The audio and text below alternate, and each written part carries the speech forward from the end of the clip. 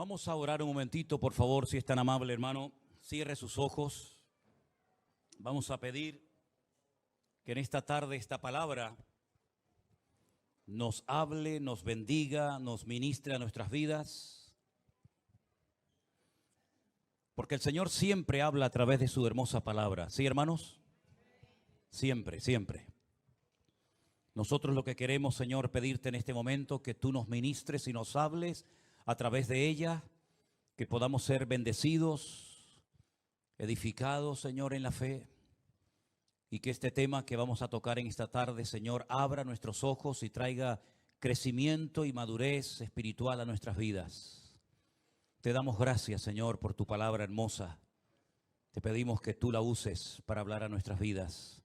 Te lo pedimos en el nombre de Jesús. Amén y amén.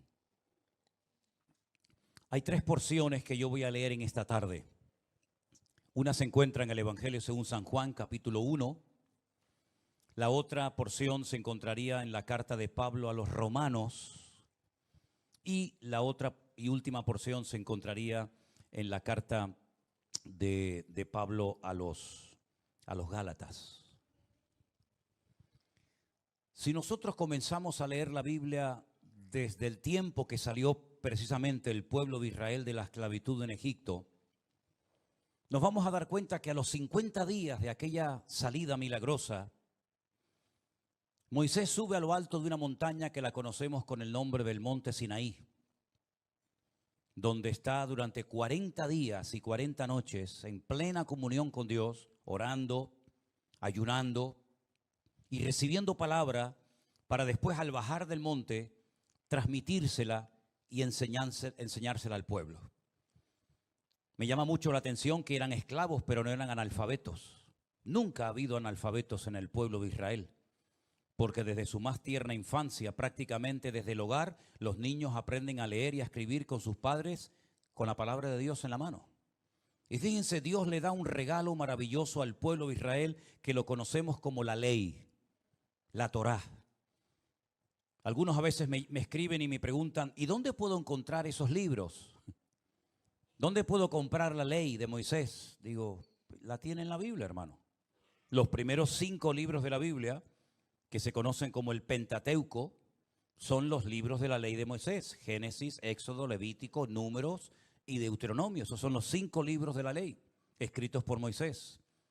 En esos libros encontramos un total de 613 mandamientos. 613 mandamientos que iban a regir al pueblo de Israel hasta que viniera el Mesías. 613 mandamientos que humanamente hablando eran prácticamente imposibles cumplirlos todos. En la ley que fue dada por Moisés no hay gracia, no hay misericordia. En la ley el que la hace, la paga. En la ley es el ojo por ojo y diente por diente. Dice la Biblia en Juan capítulo 1, verso 17, que la ley nos vino por medio de Moisés, pero la gracia y la verdad vinieron por medio de Jesucristo. Encontramos 3 aspectos fundamentales de la ley, y es la ley y la gracia, la ley y la justicia, y la ley y la promesa. Son 3 aspectos importantes que vamos a ver en esta tarde referente a este tema. La ley fue un instrumento que el Señor utilizó durante siglos para guiar al pueblo de Israel y protegerlo de alguna manera de todas las malas costumbres y de todas las terribles prácticas que llevaban a cabo los pueblos que les rodeaban. Ellos tenían que guardarse moral y espiritualmente. Ellos tenían que marcar una diferencia. Al fin y al cabo era el único pueblo en el mundo que en aquel momento creía en un solo Dios. Todos los demás pueblos que les rodeaban eran politeístas. El único pueblo que adoraba a un solo Dios eran ellos, era el pueblo de Israel. Y Dios había prometido ya desde el libro del Génesis capítulo 3 que algún día vendría un Mesías, un libertador que haría una obra en sus vidas que libertaría y iba a redimir al mundo de sus pecados, y ese libertador o Mesías sabemos quién fue, ¿verdad? Nuestro Señor Jesucristo. Pero hasta que viniera el Mesías era necesario que el pueblo se comportara bien, que no se contaminara con las costumbres y con las prácticas y con las religiones paganas de su época.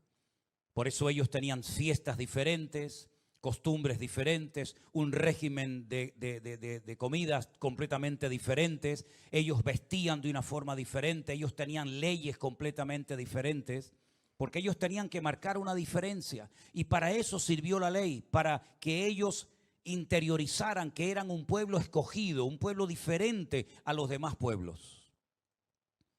Y la ley fue el instrumento que Dios iba a utilizar para proteger de alguna manera a ese pueblo hasta que viniera el Mesías. Pero la ley además también sirvió para que todo el mundo de Israel supiera que todos eran pecadores. Porque la ley siempre iba a señalar en dirección al pecado de la persona que lo cometiera. Y desde el más grande hasta el más pequeño, nadie se escapaba. Todos eran pecadores y la ley lo dejaba muy claro. Y no solamente la ley indicaba que todo el pueblo era pecador, sino también hablaba de las consecuencias que vendrían por el hecho de pecar y de apartarse de los caminos del Señor. Todo eso lo iban a encontrar en la ley. Y finalmente en la ley se iban a dar cuenta de que eran totalmente incapaces de cumplir con las exigencias y con las expectativas que Dios tenía para cada uno de ellos. Así que en cierto sentido podríamos decir que la ley era como un espejo que reflejaba la realidad del hombre en su relación con Dios. Un espejo que reflejaba la realidad de sus vidas. No disimulaba sus pecados, no ocultaba sus pecados, sus rebeldías, sus rebeliones, sino todo lo contrario. Reflejaba y muy claramente que ellos eran una nación que, aunque eran diferentes, eran exactamente igual de pecadores que cualquier otra nación de la tierra. Lo que me llama la atención es que esas leyes, esos mandamientos, esos decretos, esos estatutos no fueron escritos en papel, en pergaminos, sino en piedra. No solamente los 10 mandamientos, sino que Moisés seguramente invirtió mucho de su tiempo para que todos estos 613 mandamientos y todas las fiestas y ceremonias y liturgias y rituales también fueran escritas en piedra, para que el viento, la erosión, la arena del desierto no terminara borrando lo que Dios un día les había dicho en el monte Sinaí. Así que la ley vino a través de un instrumento llamado Moisés. Dios lo escogió a él para que sacara al pueblo de la esclavitud de Egipto, para que le entregara y enseñara la ley al pueblo. Pero dice la Biblia que la gracia y la verdad vinieron no por medio de la ley ni de Moisés, sino vinieron por medio de nuestro Señor Jesucristo. Amén, hermanos. Así es que no solamente el Señor enseñó la ley, los 613 mandamientos, sino que en su deseo de volver a restaurar al hombre en su comunión con Dios, cuando el Señor Jesucristo vino, no solamente recordó la ley que les había dado en el desierto a través de Moisés, sino que les enseñó otro modelo, otro estilo de vida. ¿Y cuántas veces encontramos al Señor Jesucristo diciendo: oísteis que fue dicho, mas yo os digo, ¿verdad? Oísteis que en el Antiguo Testamento, en la ley se decía ojo por ojo y diente por diente. Mas yo os digo, amad a vuestros enemigos, perdonad a los que os ofenden, etcétera, etcétera. Así que el Señor da un paso más en ese anhelo, en ese deseo que Dios tenía de volver a restaurar la comunión del hombre con su Dios. Ahora, si nosotros nos vamos, por ejemplo, al libro de... En el Nuevo Testamento también, el libro de Romanos, en el capítulo 3, encontramos otro aspecto muy importante de la ley, y es el tema de la ley y la justicia de Dios. ¿Cuántas veces hemos hablado del amor de Dios? Y no hacemos mal en hablar del amor de Dios, porque dice la Biblia que Dios es amor. Pero también hay que recordarle a la gente que Dios es justo, un juez justo. y que Él hace justicia y que Él nunca nos va a tratar injustamente, porque iría en contra de su esencia, en contra de su naturaleza. Romanos capítulo 3, verso 21 dice, pero aparte de la ley, ya la ley se había manifestado, ya la conocía todo el mundo, pero aparte de la ley, también se ha manifestado la justicia de Dios. Y esa justicia de Dios que se manifestaría en un momento, de ella se habló en la ley y también por los profetas. Justicia de Dios por medio de la fe en Jesucristo para todos los que creen en Él, porque no hay diferencia. Por cuanto todos pecaron y todos están destituidos de la gloria de Dios, también ellos, siendo justificados gratuitamente por su gracia mediante la redención que es en Cristo Jesús, a quien Dios puso como propiciación o como sustituto, ¿verdad?, por medio de la fe en su sangre, para manifestar su justicia a causa de haber pasado por alto en su paciencia los pecados pasados. Así que encontramos que la ley decía que el que pecaba tendría que morir. ¿Pero quién? ¿El pecador? Entonces todos morirían. ¿Se acuerdan ustedes cuando unas personas rodearon al Señor Jesucristo, grandes conocedores de la ley, y le dijeron, esta mujer la hemos sorprendido en el mismo acto de adulterio? Y según nuestra ley, dice que a tales personas tenemos que eliminarlas, tienen que morir. Y el Señor dijo, sí, es verdad, la paga del pecado es la muerte.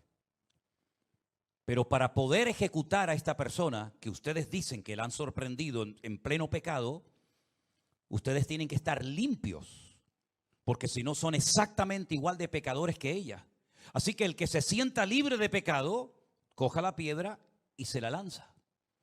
Y la palabra de Dios dice que nadie se atrevió a levantar ni una sola piedra contra ella, porque todos se sintieron pecadores, todos se sintieron aludidos y todos sabían perfectamente que no eran dignos, no estaban capacitados para ejecutar justicia contra una persona que efectivamente merecía la muerte, según la ley. Porque como dije hace un instante, en la ley no hay misericordia. En la ley el que la hace la paga. La ley no hay gracia, no hay misericordia. La ley dice esto y esto es lo que hay, ni más ni menos. Así que según la ley, efectivamente, este pecado, como el de ustedes y como el de todos, merece la muerte. Pero para poder cumplir con la justicia de la ley, uno tiene que estar limpio de pecado. ¿Y quién está limpio de pecado? Si todos hemos pecado y todos nos hemos apartado como ovejas, cada cual se apartó por su camino, hermanos. Así que dieron media vuelta y se marcharon. Así es que Dios en Cristo manifestó su justicia. ¿Cómo la manifestó? De una forma espectacular. Así como el pecador tenía que llevar sacrificios de animales según la ley para que esos animales murieran en lugar del pecador en vez del pecador morir en lugar del animal, el Señor Jesucristo lo que hace es que ocupa nuestro lugar y echa sobre sus hombros tu pecado y mi pecado, para que tú no tengas que morir, sino que Él ocupó tu lugar y Dios sobre Él derrama su justa justicia, porque la paga del pecado es la muerte. Y Él, que era inocente y justo y santo y limpio de toda maldad y de todo pecado, Él se autoinculpa del pecado de toda la humanidad.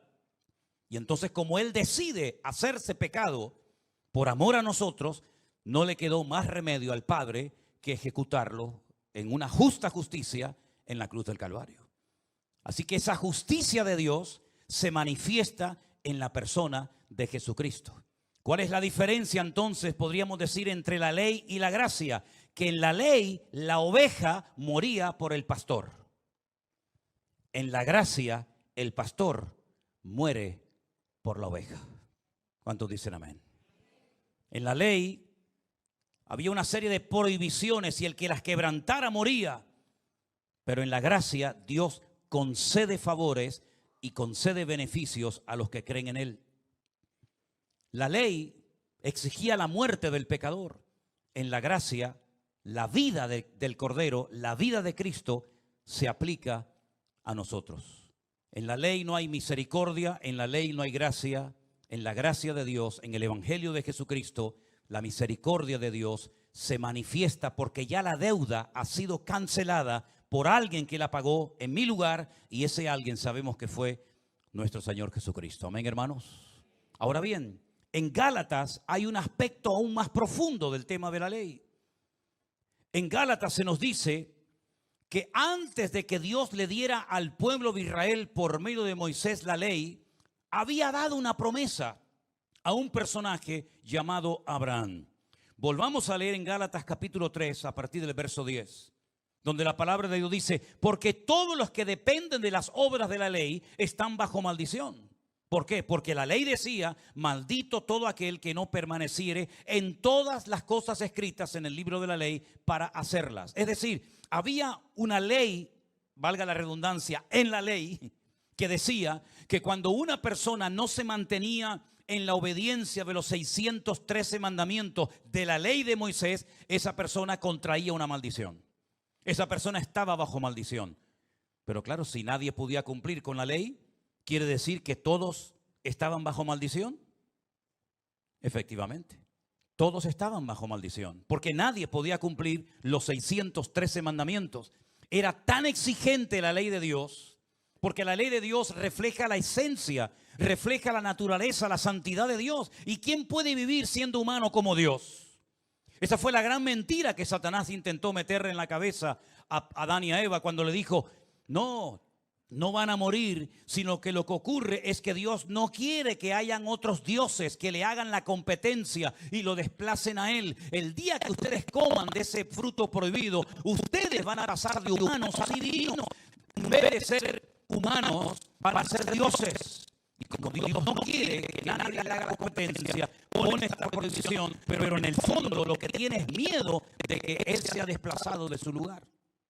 Es increíble ver cómo Adán y Eva creyeron la gran mentira que Satanás les estaba vendiendo y la compraron.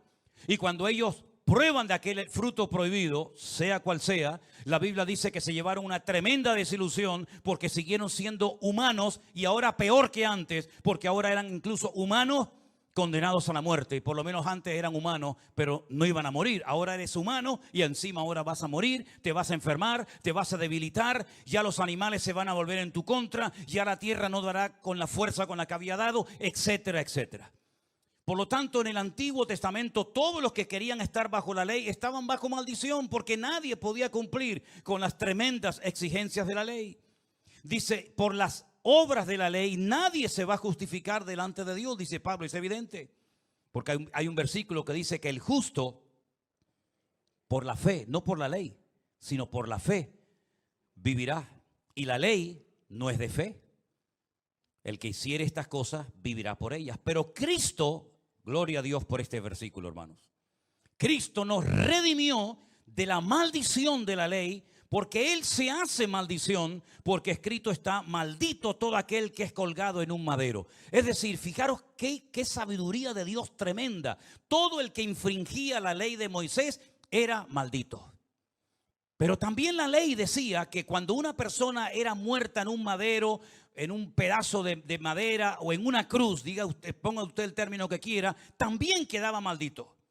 Entonces lo que Cristo hace es que Él decide que lo maten clavado en una cruz. No de una lanza, no decapitado, no ahogado en el mar de Galilea, sino en una cruz, en un madero. Para que de esa manera Él también quede bajo maldición. Y todo el que quedaba bajo maldición quedaba convicto de su pecado. Entonces lo que Cristo hace libre y voluntariamente es convertirse en un pecador voluntario, ocupando tu lugar y el mío, para que así no tengan que morir todos por uno, sino que uno muera por todos. Y ya no sean animales inocentes los que tengan que morir por los hombres, sino ahora es el hombre, ese uno, ese Mesías, el que muere por todos los pecadores, y de esa manera cancelar la deuda y pagar el precio de nuestra redención y de nuestra libertad. ¿Cuántos dicen amén? Por eso el que vive bajo la ley no es libre, porque la ley produce religiosidad, fariseísmo. La ley incluso hasta motiva, sin querer, el orgullo, porque cuando eres capaz de cumplir con un montón de cosas, puede ser que presumas y digas, yo he cumplido con esto. De hecho, hay una historia en la Biblia de un hombre que sube al templo a orar y en vez de alabar a Dios, en vez de glorificar al Señor, en vez de darle gracias al Señor por todo lo que el Señor ha hecho por él, lo que hace es todo lo contrario. Él comienza a presumir de lo que él ha hecho para Dios. He ayunado, he diezmado, he hecho esto, he hecho lo otro. Y en vez de reconocerse indigno e incapaz, lo que hace es que presume de que ha cumplido con una serie de cosas de la ley. Y dice la Biblia que bajó a su casa sin ser justificado por el Señor. Porque todo el que se exalta será humillado y el que se humilla será enaltecido. También aquel joven, cuando el Señor le dice, bueno, me estás preguntando qué te hace falta para heredar la vida eterna, cumple con todos los mandamientos. El Señor sabía que los había cumplido, pero quería arrinconarlo, quería confrontarlo con su cruda realidad. Eres una persona religiosa, has cumplido con toda la ley, o tú crees que has cumplido con toda la ley, pero te voy a poner a prueba, a ver si tu religiosidad te permite vivir por fe. Porque si eres tan religioso y has guardado todos los mandamientos desde tu más tierna infancia y te conoces la ley de Moisés de memoria, no vas a tener ningún problema en vender todo lo que tienes, darle todo tu patrimonio a los pobres y comenzar a poner en práctica el texto clave de la Biblia que dice: el justo por la fe vivirá. No te tiene que costar a ti ser un hombre de fe, porque tú sabes el Dios que tú adoras. Y dice la Biblia que se fue muy triste, porque su religiosidad, su orgullo religioso le impedía vivir por fe en la libertad gloriosa de los hijos de Dios, que ya no dependen de nada ni de nadie, porque esa es la verdadera libertad. La verdadera libertad es cuando tú te puedes levantar por la mañana y no dependes de nada ni de nadie para ser feliz. ¿Crees que es feliz el alcohólico que se levanta por la mañana y en lo primero que piensa es en cómo consigo dinero para emborracharme hoy? ¿O el drogadicto que se levanta a ver cómo consigo las dosis necesarias para poder paliar mi necesidad? Son auténticos esclavos.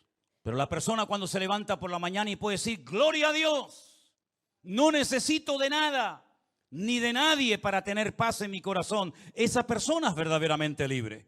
Y Cristo lo que quería era traer libertad a ese corazón que era un esclavo de su religiosidad, porque lo que estaba haciendo es que estaba engordando, estaba potenciando su ego.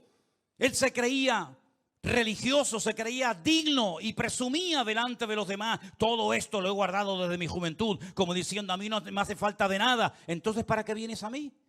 ¿Por qué notas que hay una insatisfacción en tu vida? ¿Por qué has cumplido según tú con toda la ley y tienes que venir a mí, un carpintero de Galilea, que me cierran las puertas de muchas sinagogas porque no quieren saber nada de mí? ¿Por qué me vienes a mí a hacer una pregunta y me dices qué te hace falta para heredar la vida eterna? Porque sabes en lo más profundo de tu corazón que tu religiosidad y la ley no traen libertad, sino traen insatisfacción al alma. Así que si quieres ser libre, yo te voy a enseñar cómo ser libre. Vende todo lo que tienes y empieza de cero y sígueme y aprende a vivir según mi modelo de vida y no según la ley de Moisés. Y no fue capaz. Porque el religioso es un esclavo de sus tradiciones, de sus costumbres, de sus rezos, etcétera, etcétera. Porque la gracia de Dios es lo único que puede traer libertad al corazón del ser humano. El religioso puede caer en el orgullo. El que vive bajo la gracia, si la entiende bien, no le va a dar nunca lugar al orgullo en su vida. ¿Por qué? Porque sabe que en la ley todo depende de lo que yo haga. En la gracia todo depende de lo que Él ha hecho por mí. Yo no tengo méritos. En la ley sí tengo méritos. He ayunado, he diezmado, he ofrendado, he hecho esto, esto. Entonces yo tengo un mérito. Yo puedo llegar a presumir y a sentirme superior a los demás y a menospreciar a los demás porque mi ego se ha entronizado. Mi ego es el que controla mi vida. Yo soy el que digo a qué hora me tengo que levantar a orar. Yo soy el que digo cuánto tiempo puedo estar en ayuno. Yo soy el que digo si oro de pie, sentado, caminado, sentado o de rodilla. En otras palabras, yo soy el que pongo las normas. Y todo eso lo que hace es que potencia tu ego. Pero en la gracia es el ay de mí, Señor. En la gracia es ¿qué puedo hacer, Señor, para salvarme? En la gracia es ya no vivo yo. mas vive Cristo en mí. En la gracia es, Señor, sálvame que perezco. Toda la ley que sé, todos los mandamientos que he aprendido, no me van a salvar de nada, sino que me voy a hundir en las aguas de este mundo. Pero cuando clamo al Señor, dice la Biblia, clama a mí y yo te responderé y te enseñaré cosas grandes y ocultas que tú no conoces. Pedro se podía haber hundido y se podía haber ahogado sabiendo toda la Biblia de memoria. Y si él clamaba a Moisés para que lo sacara de las aguas tempestuosas del mar de Galilea, no serviría de nada. Si él clamaba y comenzaba a decir los 613 mandamientos de memoria, que probablemente muchos se lo sabía. Si él comenzaba a decir cuántos diezmos y ayunos hizo. Si él comenzaba a decir cuántas veces dio las primicias. Si él comenzaba a decir todas las veces que había subido a Jerusalén para celebrar la fiesta de Shavuot, la de Pesaj, etcétera, etcétera, se iba a morir ahogado en el mar de Galilea. Porque el peso de la religión lo que iba a hacer es que lo iba a hundir como si se hubiera puesto una piedra de molino al cuello. Pero cuando él reconoce su impotencia, su incapacidad, y clamó al Señor, inmediatamente el Señor dice que asió de él y lo sacó y le dijo: Pedro, ¿por qué dudaste? ¿Por qué dudaste? Porque en la gracia no es lo que hacemos, en la gracia es lo que creemos. Es la dependencia constantemente de nuestro Dios. Así que en este primer domingo del año tú tienes la oportunidad de decidir bajo qué modelo vas a vivir tu cristianismo, tu comunión, tu relación con el Señor. En el hacer, en el esfuerzo propio y personal, o en el de ya no vivo yo, mas vive Cristo en mí. Hoy tú tienes la capacidad y tienes que tomar la decisión. ¿Qué tipo de relación tú vas a desarrollar con el Señor? Si vas a ir acumulando tesoros y glorias personales y en un momento determinado ponerlas encima de una mesa como diciendo, pues ya no hago esto, no hago lo otro, no hago esto, no hago esto, hice lo otro. O vas a decir, Señor, de nada sirve lo que yo haga.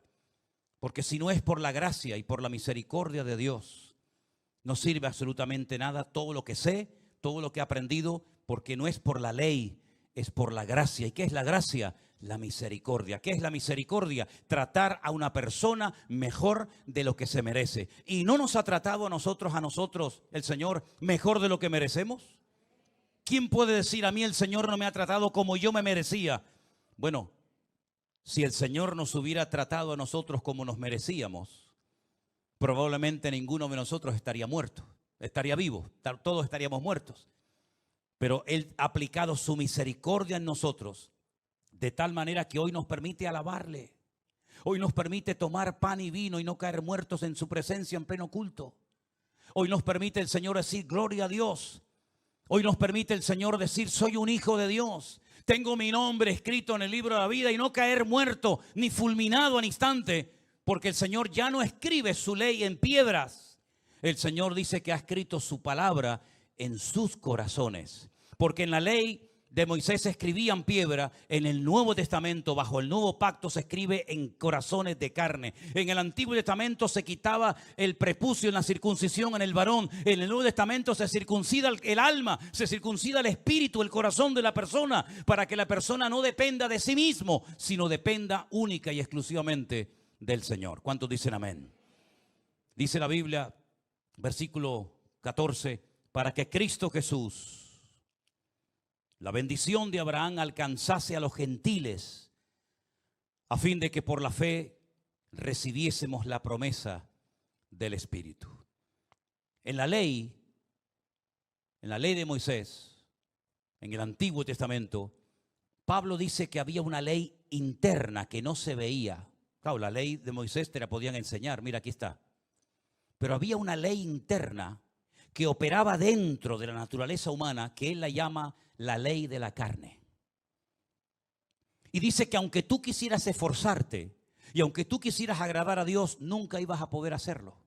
Porque la ley de la carne estaba dentro de tus miembros y es como la ley de la gravedad. La ley de la gravedad, creas o no en ella, existe. La ley de la gravedad hace que estemos ahora mismo sentados y no salgamos volando y salgamos de este culto, de este templo, de esta iglesia, volando, porque es algo que nos atrae constantemente, nos tira hacia abajo. Y esa es la ley de la carne, una ley que nos tira hacia abajo, Una ley que quieres agradar a Dios, pero siempre hay algo que haces mal. Una ley que te impide agradar a Dios según las exigencias y las expectativas de Dios. Pero dice Pablo, pero hay otra ley que si quieres es mucho más poderosa que la ley de la carne, que es como la de la gravedad, que atrae hacia abajo. Es la ley del espíritu de vida. Y es una ley que dice que cuando el espíritu de aquel que murió y resucitó al tercer día, cuando el espíritu que estaba en él entra dentro de ti, ese espíritu te eleva y ese espíritu te levanta y te permite vivir en victoria todos los días de tu vida. En una libertad, no en un libertinaje, sino en una libertad que te permite superar esa ley terrible que es la ley de la gravedad. Es como, por ejemplo, cuando nos montamos en un avión. ¿Qué es lo que hace que un avión se levante? Un avión, cuando lo ves desde afuera, tú dices, ¿cómo es posible que este avión tan inmenso que pesa toneladas, con cientos de maletas dentro, con cientos de personas dentro, cómo es posible que se levante? Si hay una ley de la gravedad que atrae los cuerpos hacia la tierra. Y esa ley existe, pero es que hay otra ley. Y es que cuando el avión comienza a coger velocidad por la pista y está siendo atraído por la ley de la gravedad, en cuanto levanta el morro, en cuanto levanta la parte delante del avión y abre las alas, lo que hace es otra ley, lo levanta del suelo y los motores lo que hacen es que lo impulsan hacia adelante. Ha negado, se ha quebrantado la ley de la gravedad. No, sigue existiendo. Pero hay otra ley más fuerte. Y es que cuando el piloto levanta el morro del avión, el aire lo que hace es que levanta el avión hacia arriba y no se queda ahí flotando, sino que los motores lo que hacen es que lo impulsan y lo llevan a otras direcciones. ¿Acaso cuando nos convertimos la ley del pecado quedó anulada? No, sigue estando ahí. La carne será carne toda la vida. Por eso Pablo dijo en Romanos 8, los que son de la carne, ¿en qué piensan? En las cosas de la carne. Pero los que son del Espíritu, ¿en qué piensan? En las cosas del Espíritu. Es decir, no es que el pecado ha desaparecido, al contrario, cada vez hay más pecado en el mundo, ¿sí o no, hermanos? La maldad va a ser multiplicada. Entonces, si la maldad se va a multiplicar y no va a menguar, ¿cómo vamos a poder vivir nosotros en victoria? Si ya nos cuesta vivir en victoria con la maldad que hay, si encima tú me dices que se va a multiplicar, entonces cada vez se va a hacer más difícil. Pero es que dice la Biblia, hay otra ley, que donde abunda el pecado, sobreabunda la gracia. Es decir, habrá un montón de pecado, habrá violencia, habrá agresividad, como los días de Noé, escuchamos el día jueves en el mensaje. Y todo eso es una realidad, es un hecho. Cada vez habrá más maldad, cada vez habrá peores cosas en el mundo. Pero cada vez el que busque al Señor tendrá más fuerza, tendrá más gracia, tendrá más vitalidad en el espíritu. ¿Por qué? Porque no vivimos en la carne como vivían en el Antiguo Testamento, sino que ahora tenemos el Espíritu de Dios, el Espíritu del Señor Jesús. Y cuando entramos en comunión con el Señor, eso le pasó a Pedro en una ocasión, que dice que cuando él fue a aquel monte a orar con el Señor, de repente el Señor comienza a transfigurarse, comienza a cambiar. Era la misma montaña, era la misma persona, era el mismo clima, era el mismo paisaje, pero sin embargo la comunión del Hijo con el Padre lo iba transformando de tal manera que Pedro llegó a decir, oye, yo me quiero quedar aquí, yo no me quiero bajar de aquí. En otras palabras, este es el mejor lugar del mundo, porque aquí donde hay comunión con Dios y hay relación con el Señor. Entonces lo que nosotros tenemos que hacer no es quejarnos de cómo está el mundo va a ir de mal en peor, hermanos, así de claro. Lo que tenemos cada vez es que buscar más de Dios.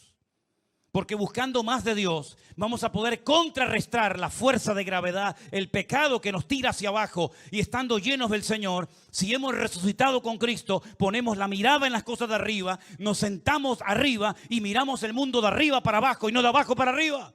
Y vamos a poder vivir en victoria y por encima de las circunstancias. Y vamos a poder mantenernos firmes en el Señor y vamos a poder marcar una diferencia.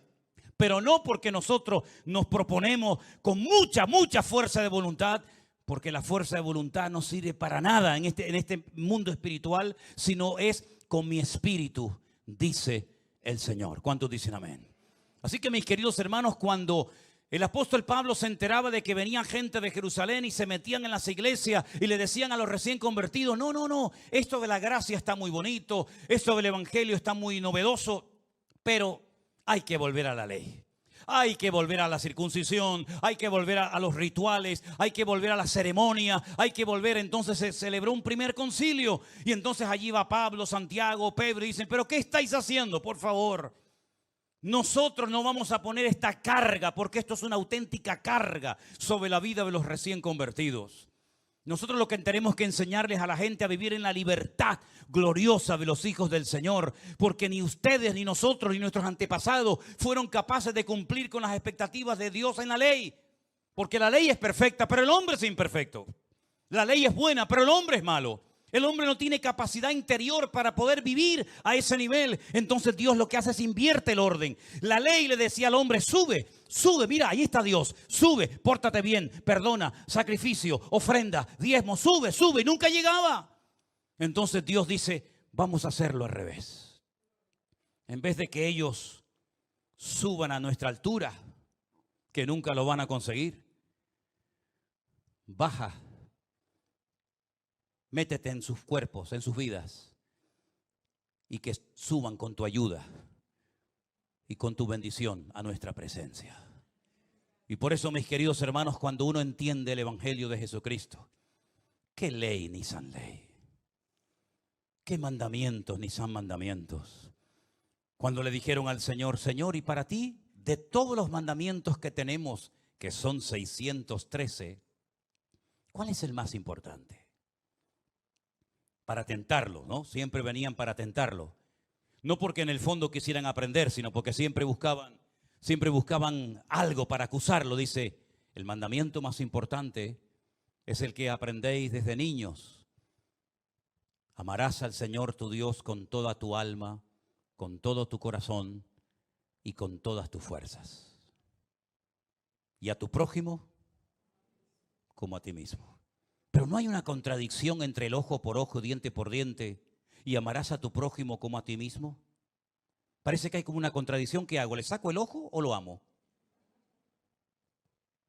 ¿Le saco el diente o lo perdono?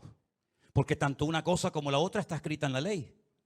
Claro, pero este es el espíritu de la ley, el espíritu vengativo, el espíritu que no hay gracia, no hay misericordia, no hay nada. Por eso el que me la hace me la paga.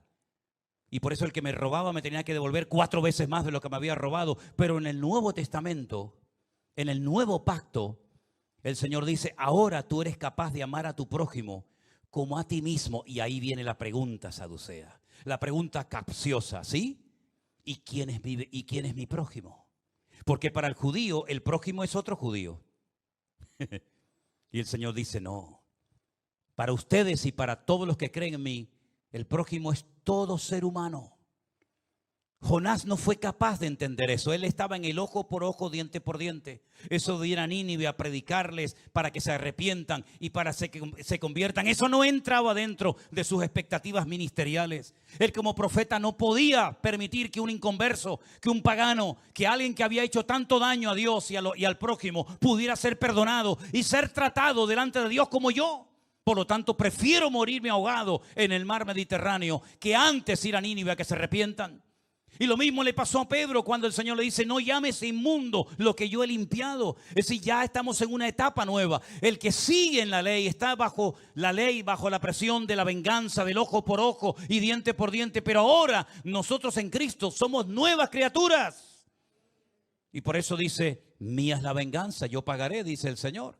No somos nosotros los que tenemos ahora que buscarnos el mejor abogado, presentar denuncias a todo el mundo para ganar el juicio y demostrar que yo era el que tenía la razón y los demás estén equivocados, sino que ahora yo ya no estoy bajo el fiscal del Antiguo Testamento, sino bajo el abogado del Nuevo Testamento. ¿Usted quiere vivir bajo el fiscal de la ley? Ahí la tiene. Pero usted quiere tener al mejor abogado del mundo que no pierda ningún caso y que nunca permitirá que sus hijos pasen por cuestiones que él no ha permitido. Póngase bajo la cobertura del Señor Jesucristo, el mejor abogado del mundo. ¿Cuántos dicen amén? Entonces el Señor le da al pueblo de Israel a través de Moisés la ley. viene y aplica la justicia de esa ley a través de Cristo. Pero ahora hay un paréntesis y el Señor Jesucristo le dice a los judíos: vosotros sois de vuestro padre el diablo. ¿Cómo que nuestro padre el diablo? Nosotros nunca nos hemos considerado hijos del diablo ni hijos de fornicación. Nosotros somos hijos de Abraham. Y el Señor le dice: ¿ustedes son hijos de Abraham? ¿Sí? Si ustedes fueran hijos de Abraham realmente, ustedes se gozarían al verme a mí. Porque Abraham vio mis días y se gozó. Y le dicen: ¿Abraham te vio a ti? ¿Abraham te conoció a ti? ¿Abraham habló contigo si no tienes ni 40 años? Pero no entendían, porque la ley te ciega. La ley te impide ver más allá de la letra. Por eso dice que la letra en sí mismo mata, pero el espíritu da vida. No podían entender que al Mesías que tenían delante de sus narices era un ser eterno, humanado, encarnado, ¿verdad? Y por eso el Señor Jesucristo habla de Abraham y le dice: él vio mis días y se gozó. ¿Cómo vio los días del Señor Jesucristo a Abraham? Cuando el Señor Jesucristo le dijo: en ti serán benditas todas las naciones de la tierra. Y hablaba de una restauración, hablaba de un redentor en el futuro. Y después vino la ley, pero la promesa fue antes de la ley. No se olviden de esto, es muy importante. Primero fue la promesa a Abraham, y después vino la ley, y después vino el Mesías. Y cuando viene el Mesías, dice: no se olviden que antes de la ley había un hombre que yo lo llamaba mi amigo. Él no tenía ley, él no tenía los 613 mandamientos, él no fue nunca a una sinagoga, jamás visitó el templo de Jerusalén, nunca presentó diezmos y ofrendas a sacerdotes levíticos, pero él fue justificado por la fe. Luego hay otra forma de relacionarse conmigo, ajena o aparte de la ley, y es por la fe. Y es que ustedes, con tantos mandamientos y preceptos y tradiciones y costumbres, habéis anulado la fe y quieren vivir bajo el espíritu de la letra, y os estáis matando y os estáis haciendo un daño terrible. Pero mi amigo Abraham fue justificado por la fe. Y entonces, cuando aceptamos al Señor Jesucristo, nos damos cuenta de eso que Pablo dice: nosotros ya no estamos bajo la ley. Nosotros estamos bajo la gracia y la misericordia del Señor Jesucristo. Aquella promesa que el Señor le hizo a Abraham, yo soy el cumplimiento profético de esa promesa. Y los que creen en mí tienen vida eterna y no vendrán a condenación, mas ha pasado de muerte a vida. Así que hoy cada uno de nosotros tenemos que decidir cómo nos vamos a plantear nuestra comunión y nuestra relación con el Señor durante todo este año. A todos el Señor nos ha dado en principio el mismo regalo: 365 días. Las mismas semanas, los mismos días, los mismos meses, a todos exactamente igual. Pero cada uno de nosotros, como seres individuales, tenemos que tomar la decisión: ¿cómo voy a vivir mi relación con Dios? ¿Bajo la presión de la ley, normas y preceptos y cumplimientos, o en esa libertad gloriosa donde el Espíritu de Dios habla a mi corazón, me confirma a través de su palabra su verdad, y cuando me reúno con mis hermanos puedo compartir las virtudes de aquel que me llamó de las tinieblas a su luz admirable? ¿Cuántos dicen amén? Cierra tus ojos en esta noche, mi querido hermano y amigo. Recuerda esto: en la ley la oveja moría por el pastor, en la gracia el pastor muere por la oveja. Aleluya. Yo he venido a daros vida y vida en abundancia. En la ley se condenaba al pecador. En la gracia, a través de los méritos de Cristo, se justifica, se perdona al pecador. El ministerio del Antiguo Testamento era una sombra de lo que vendría en el Nuevo Pacto. Y Cristo es el cumplimiento de aquellas promesas dadas a los patriarcas en el Antiguo Testamento. Hermanos queridos, gócese en esta tarde de estar bajo este nuevo pacto, dándole toda la gloria y la honra a nuestro buen Dios. Aleluya. Bendito sea tu nombre, Dios. Gracias, Señor Jesús. Yo voy a pedir a los pastores que están aquí en esta tarde que suban aquí a la plataforma y juntos Vamos a alabar a nuestro Dios. Nos ponemos todos de pie, mis queridos hermanos.